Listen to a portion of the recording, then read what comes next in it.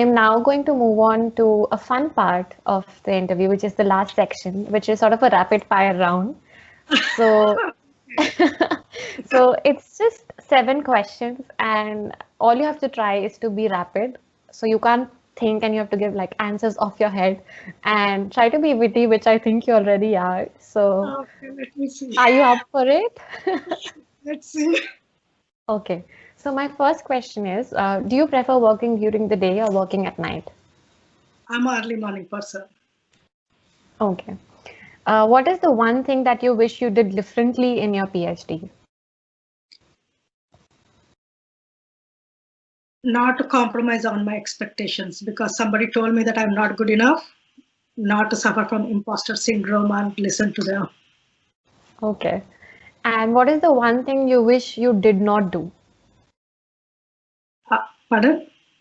What is the one thing that you wish you did not do at all in your PhD? Which you have done, but you think you should not have done? Like I had a bully culture. Like I did suffer through some bullies, and Okay. in front of standing up to them, I would just walk away. But Okay. now I worked on that. Okay. Now I stand up for myself. That's great. What do you think is the most common myth about researchers? They are genius. I'm telling the world that we are not. There are exceptions. There are truly some genius people, but in my opinion, most of the scientists are the one who are like, I would say perseverance is the best quality. Being genius is not enough. You need to be both, but being perseverant, like if you can persevere like a turtle, you can reach much bigger goals rather than just being a genius. I have to agree with you on that. My next question is, how many hours do you work on an average daily? Wow.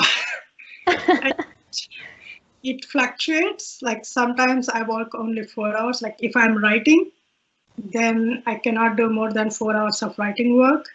But if I'm running experiments, it can last anywhere from 8 to 12 hours. Mm-hmm. Okay. I would like you to define your PhD experience in 3 words. So it could be a phrase of 3 words, or it could be 3 individual words. Okay. Suffering, sacrifice, surprise. So you used all the S words. Pardon? Great. You have used all the 3 words that start with the alphabet S. Yes, yeah. So it's a Spontaneous. triple S that you had in your PhD. Yes. Yeah. Okay, and my last question is, since we are facing COVID, how you can use, say, 3 words or a sentence to sort of summarize your experience of COVID, of being a researcher in times of COVID. I would give like credit to Imperial for this. Like luckily we have very good postdocs and fellows development center.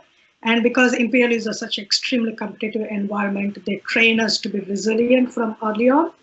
And one specific workshop that I went is like where they talked about circle of influence.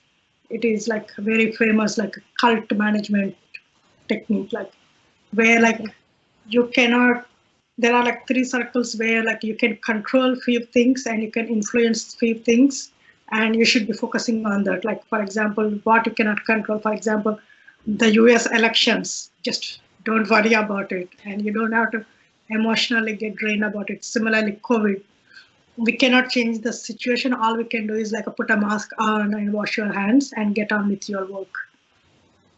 That helped me a lot. Like based on that resilience technique, like I made proper decisions at the early on. Like when the COVID was very intense, I went back to Canada where I can feel more safe, and I started like doing my work. Like I had like a lot of writing work to do, and I focused on writing my papers because that's what I can offer to the world.